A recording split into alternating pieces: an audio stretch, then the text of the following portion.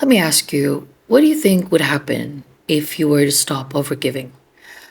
I'll tell you what would happen. You would be less resentful, less exhausted, less drained, and less angry, but much more possibly alone. Because those around you, they may retaliate when you start sort of like stop overgiving, but ultimately, a lot of them won't even care enough to do so. They'll just walk away. In this video, we're going to talk about why we overgive and how to finally find comfort in existing without overgiving. Because it's in the word overgiving, there's no balance. And there seems to be something behind it that makes it so that what we give is too much, which means that what it requires of us is a lot more than what it should have, right? Because yes, relationships are give and take, but when somebody is overgiving, the other person that's across of them receiving all that will be, overly receiving and just taking. So leaves the overgiver quite drained and never really met, right? So why do we overgive? Like this tendency to overly give in our relationships, to the people around us, to our friendships. The first thing we want to try and do, since we're not just trying to give in order to create some reciprocity, is because we're trying to secure love. And we're trying to secure love because we never felt that love was secured for us if we were just existing. And love was more like not by who we're being, but more so about what we were doing. So it created this idea in us, this belief and this way of then relating that says that if I give enough, these people won't leave me. And that's it. To secure connection and love with people, I'm just going to have to be useful to them. I'm going to have to give to them. So in a way, we overgive because we want to prevent being abandoned, right? It's almost like overgiving is this preemptive thing that we do. We're thinking, I'm not going to wait for people to reject me, right? Or walk away from me. I'm going to be indispensable to them. They're going to need me. And if I become somebody that they need, again, I will be safe and they won't leave me. Overgiving is done so that we can earn our place into relationships to others. We have a role. We're the fixer, the helper, the parent, whatever we're doing in our relationships. So we're not ever, we're needed. Again, this is an extension of being needed, right? But the deeper core of why we overgive, although it seems to have some sort of ulterior motives in our relationships, is because as kids, this is how we were trained to relate to others. So the transferable skills that we have from childhood are usually just trauma responses that we're like bringing into our life. And so a lot of us walk into adulthood thinking that we're just overgivers, but in reality, we were raised in homes where love was inconsistent. We were raised for just being good and for what we were doing and being of service to our siblings, to whoever in the house. Our needs were never properly valued or held, right? They were possibly minimized or ignored. So eventually we just stopped reaching. And so if nobody's meeting our needs, we're thinking, let me work hard in order to get them met. And in order to do that, I'm going to give, I'm going to be useful, I'm going to be good, I'm going to do something, right? So if we're raised in households where our needs and who we are is not necessarily considered, we're going to have to find out and figure out some roles and some usefulness to our existence so that we feel some type of connection, right? So being an overgiver is really telling of our relational history of the past that somehow made us believe and sort of taught us that in order to belong, we have to earn our place into people's lives. And by earning, I mean make it so that the people that we have in our lives have a good reason for us to be in their lives. And that is usually by being of service, of overly giving to them. So how does overgiving look like, right? What is the overgiver? The overgiver is just trying to gain the approval of those who don't give them back, and that's why they overgive, right? So by default, somebody who is overly giving will find people who are stingy with their love, who don't really give, who are entitled, because that's the dynamic, that's how we relate. And if an overgiver finds somebody who overgives, it's awkward. But again, overgiving is not a healthy way of existing, because when we're overgiving, again, by default, we are doing too much. And when we're doing too much, it means we're trying to recompensate for something else, or trying hard, or don't feel worthy of things, right? Give and take, a balanced give and take is one thing, but overgiving is never healthy in a dynamic, right? Unless we're talking about being the parent of someone, and but in our relationships with friendships and everybody else, overgiving just doesn't even sound like a thing that we should be doing, right? So what does it look like when we're overgiving? How do we know that we're actually overgiving? Because we've been doing it for so long, it feels like the default that we're that person who does this thing. And a good starting point to consider whether we're overgiving is thinking, what's the common dynamic that I find myself in? Am I doing more than everyone in every relationship that I am in? And I keep thinking and expecting to get something more, but it feels like I can never be matched with what I'm giving, right? So that's usually either overgiving, or you're in relationships that are just very imbalanced. But with our parents, for example, overgiving looks like we are continuously trying to be supportive to them and nice to them and tolerant and patient. And we try to gentle parent them. We try to teach them stuff, right? We're trying to be like, whatever you need. And so like really take on the task of taking care of them, take on the devotion of being sort of a good daughter and good to them all the time. Mostly out of guilt and out of the feeling and the sense of devotion that we think we have to have toward our parents. And obviously we want to help them if they need something, but when we're overly giving to them, it feels like we became their only source of, basically we're meeting all their needs, right? So everything they need, they come to us. And then we are finding ourselves like we're not really getting anything out of the relationship. And there's this sense that when we grow older, that there's this role reversal between us and our parents. And to an extent, it can be true that if you are with a parent that sort of is challenged in this sort of way, that you would then take care of them the way they took care of you. But you're never going to turn into their parent, right? Unless we're talking really end stages of life, right? And the tragedy that it is to see this life sort of come to circle. But in general, just because we're older now, we're not going to turn into our parents and suddenly turn our entire lives into a practice of devotion to these people that birthed us, because the life that we have is going forward. It's not going backwards, right? So when we feel like we're overly consumed with the needs of our parents, we're possibly overgiving. And again, there's nuance here for each one to evaluate on their own. But you know, if you're overgiving, you can sense that you're doing too much, you're drained, and it feels like you're not being matched. This is not an equal or supportive relationship with any sort. How does overgiving look like with friends? We are the safe friend, right? We are the person who's always listening to our friends' problems. That's admittedly one of my biggest life lessons has come from realizing how many relationships I was maintaining in my life because I was that person, right?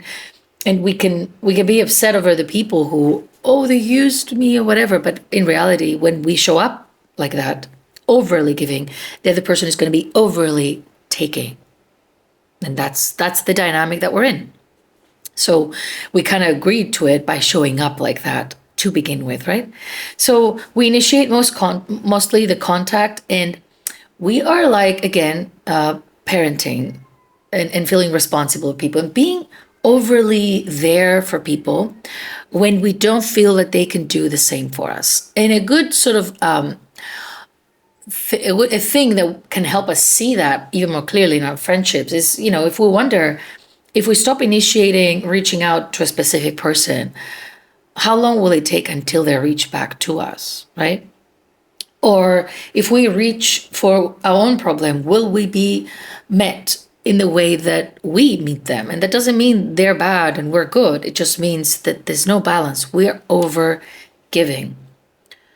So these friendships that we have made built on our effort, constant effort and giving and sacrificing, and not on mutuality. We're not met, right? We're not matched. Our effort is not matched.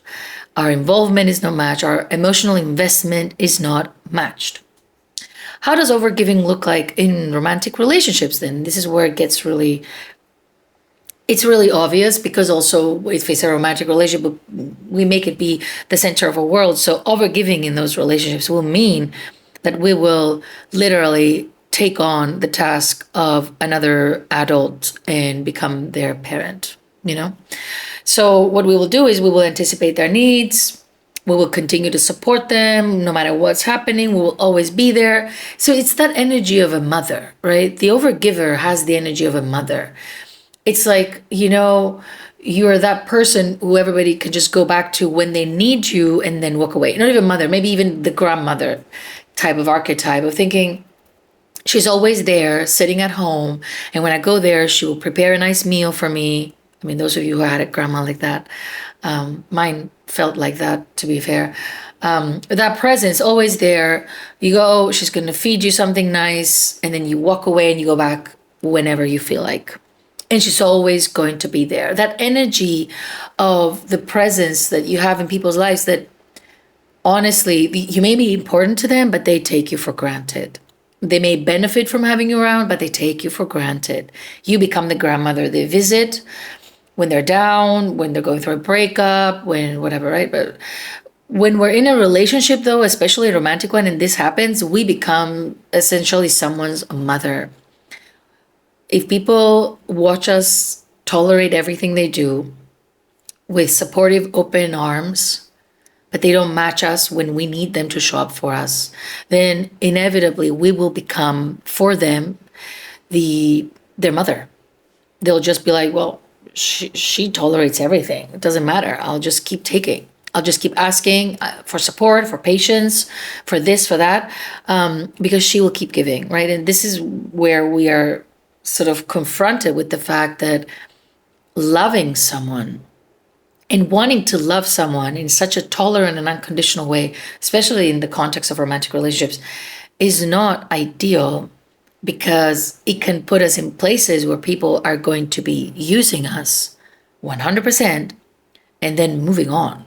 So even we think we're investing because we're building a relationship. In reality, we're not building anything. We're just helping this person get up, and maybe we're placeholders for the men that we're with. Maybe we're their builders, their mothers. We fix them, we save them, and then we send them off to the next one. So the overgiver in relationships will always have a partner who takes more than what they give to you, and you can't be matched in that.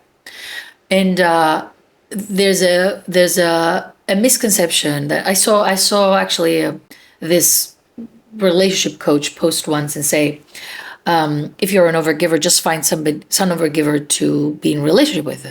And I thought, that's dumb, because by default, the overgiver will always find an overtaker, right? Somebody who takes more than they give, because the overgiver will look for that entitled type of person and want to try and get something out of them by overgiving. Overgiving is a performance. Overdoing, anything over the top, is a performance. And that performance will always hide some sort of dark secret, that we feel unworthy, that we feel unlovable, that we're afraid to be abandoned, that we're afraid to be left, that we're afraid to be seen as just regular, and don't think that people would stay if we weren't overgiving. People would just not find a reason to stay.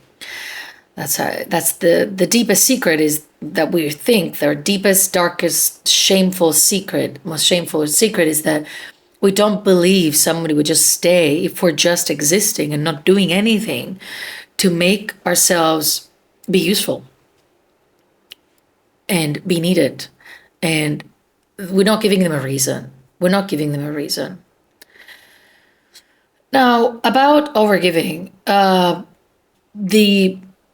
the whole thing externally looks like, we're doing all these things for others and blah, blah, blah. But the worst part about being an overgiver, what's happening? It's Sunday. Why do I have a calendar reminder on Sunday?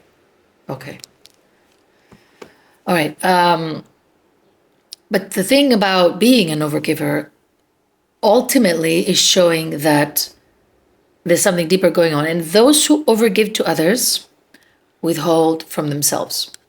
Because obviously, if you're overgiving, again, by default, you are going to be neglecting something of your own. So the overgivers, you will ignore their own needs and override their limits and don't rest unless everything else is handled. That's something I really struggle with. And in a lot of ways, it keeps showing up in the way I structure my life. It always feels like my priority is to get things done before I can rest, before I can enjoy, right? That alongside perfectionism, alongside, wanting to do things. So it feels like it's always, I have to constantly correct myself with that, because we think that everybody else is a priority, right? And doing what we need to do for others is a priority, which obviously will leave us behind, right? If we tend to all these priorities, at the end of the day, we're going to give to ourselves whatever is left. And most of the time, there's nothing left. So generally, when we're overgiving, we do not believe that we have a place in this world unless we are of service. And this is painful. And it also very much aligns with how we feel and how we are told to become as women that grow and become wives and mothers. Overgiving feels like this virtue, right? Being someone who is selfless sounds like a virtue, but it's actually the worst thing and the worst disservice we can do to both ourselves, but also to our own children. Because if you're raised by a mother, if you were raised by an overgiving mother who didn't prioritize herself, who was just trying to be useful, and who she was constantly drained with giving too much to others and nothing to herself. So if you watch that woman, it is very likely that you would become that woman. So we keep raising girls who just think automatically, I'm going to put myself in the back seat. Everybody else is the priority. And what I will do to make these people stay in my life is just constantly work hard to give them reasons to keep me in their lives, because I'm going to be useful, right? This is the undertone of essentially codependency and just wanting to be needed and wanting to be of service to such an extent that people hopefully can't live without you and therefore stay forever. Now, what would it look like if you weren't overgiving? As I asked you in the beginning, what do you think would happen? With the parents, you're going to stop sort of trying to parent them. You're going to stop being responsible for them. You can support and help them in the way that they need you, but you're not going to take on the task of being their parent. There's a difference in the energy of supporting, taking care of, and taking on the task of someone else's well-being fully, right? Again, when it comes to parents and end-of-life stages, depending also the relationship that you have with them, there are some nuances there. At the end of the day, that relationship toward the end cannot be of balance, because we're talking about somebody who has nothing to give. But the trajectory of your history together has to go through a stage that it feels that at least you're being matched. If not, they give a little bit more because they're your parents. And then that obviously builds a different sort of dynamic for when they have nothing to give, right? It's very important also to know the nuance with overgiving is we may be in relationships where for some period we have to overgive to someone and kind of neglect ourselves. And that's on us to find that balance and take care of ourselves because they're going through something really serious. But if it's a balanced relationship and we'll return to balance, and also when we are in difficulty, they show up for us, that's where this makes more sense, right? So I can show up more for you. And that's not necessarily overgiving in the sense that I'm trying to be necessary, needed, and valuable. No, I'm just supporting my friend, my lover, my parent in need. But this relationship has had a history and continues to have a history in which I'm matched with my efforts. Maybe not now that you're going through whatever you're going through, but you have done it in the past. We've been in a relationship where I felt balanced. And I know that if something happens to my future, you will also show up for me too, right? So that's the difference between overgiving. It's the reason that we do it, and also how we experience ourselves throughout the relationship to people, right? So obviously nuance there that we have to sit down with, right? But when we stop overgiving, what it would look like is that we are searching for clues and we are aware whether some relationships are constantly on the place where we are constantly giving more and more and more because they need a lot, but also because that's the only way we know how to relate to these people. And the only way to make ourselves feel needed in their lives, and the only way we're earning space in their lives. Right? There's no safety for where we stand unless we are of service. So, in general, when we stop overgiving, we will possibly be more alone, really. But we will also feel more respected because when we stop being involved in friendships, relationships, dynamics, where we're constantly fighting for our place into these people's lives and trying to find sort of like to be useful to them and help them and save them, all that. When we stop doing all of that, the energy that we will then have available to truly give in actual relationships that are reciprocal, right? They're balanced, they're matched, is going to be great. But most importantly, what an overgiver must do in order to heal. It's not just, oh yeah, stop overgiving, stop giving to people, start saying no, whatever.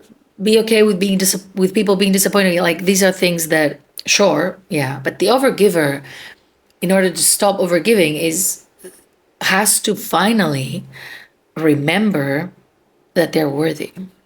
It is that simple yet so complex because coming back to our sense of worth, to truly believe that we're worthy without overgiving, is a whole journey, right? As a matter of fact, I think especially the first pillar of our healing journey when we're dealing with our childhood trauma that has this path, which is why when I created Heal, I have phase 1, which is the childhood trauma, and it's an audit. It's a childhood audit of what happened to us. But the thing that we do is not just, oh, let me just figure out what happened to me. It's, I'm going to figure out what happened to me and I'm going to heal and heal and heal. And the end space, which I saw happen with so many clients, which is why I created the blueprint, we come back to a place where we're suddenly feeling worthy. And something changes when we truly feel worthy to be here, to exist, to be loved, to be met, to be listened to. So we don't continue to think that we have to overgive in order to find place and to belong in this world, right? In order to earn our place. So the overgiving part of you and the overgiving way of living is something that you were conditioned to do, right?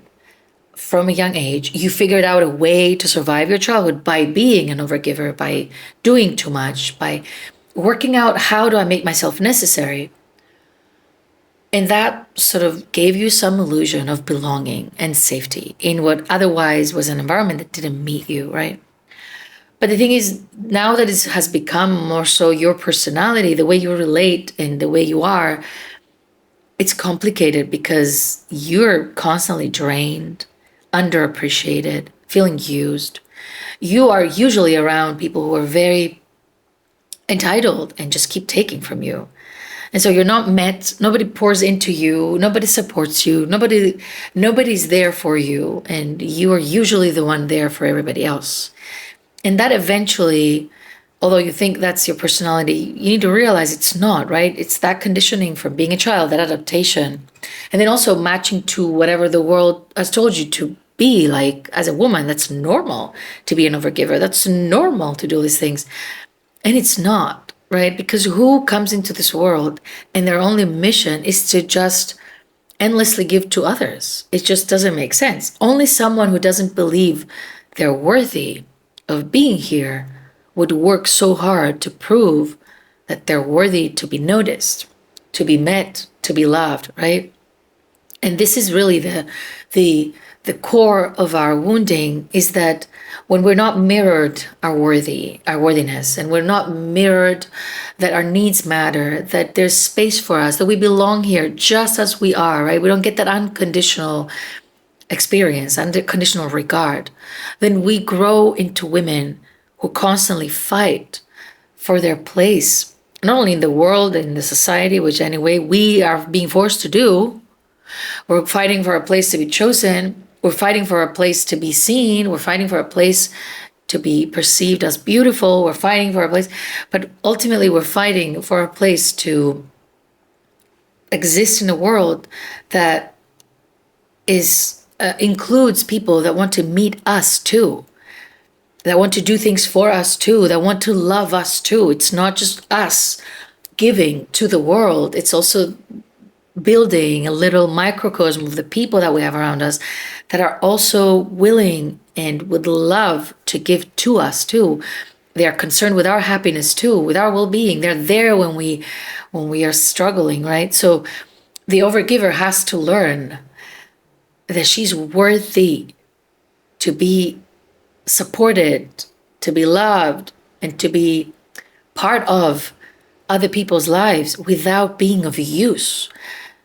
She just exists there, and that should be enough. Much like, and if you think of the people that you overgive to, usually they don't do anything for you. You just love them, or you think you do, because they're so much like your parents. But you're like, I just want to overgive them. I just want to help them. I just want to take care of them. I just want to do this. I want to keep going for this friendship. I want to keep trying because they're so nice and I like them. Yeah, but are they matching you? They're not. And if people are not matching us, that's not a sign that we don't deserve to be met or matched, much like when our parents didn't meet us. Doesn't mean we weren't deserving of being met. We're just surrounded by people who cannot or do not want to meet us because they do not recognize our worth or are not able to overcome their own limitations in order to love us. So our job is not to try and work harder to earn a place in someone's life that doesn't really want to make room for us. Our job is to be like, okay, it's not happening here, but because I need it and I know that I deserve it, I'm going to look elsewhere. I'm going to be open for it to happen elsewhere, and I'm not going to lead. This is important. I don't want you to take from this whole video. I'm not going to lead with my overgiving anymore. I'm going to lead with who I am, right? Obviously, my generosity as a person, whatever it is that you are, right? I'm not saying walk into relationships to people and be like, I'm a queen. I don't do anything for people. That's also a very insecure. Like, okay, don't get me started on that attitude of trying to exist in this way in the relationships is showing a lot of insecurity masked as, trying to feel grandiose and stuff. That's just not it. But we're entering the relationships and we're not leading with this mechanism of overgiving as a way to keep people in our lives. Because the moment we lead with that, people are going to stay for that, and then we can't really shift out of it. That's the role, that's the contract, that's the relationship. But if we start showing up and lead with who we are, which again, to know who we are and to feel okay showing who we are and to be authentic, we have to do healing work. We have to meet ourselves. We have to be with ourselves, right? We have to heal all the wounds that made it so that we don't want people to see our authentic self, because we don't think that authentic self matters enough for anyone to want to know her.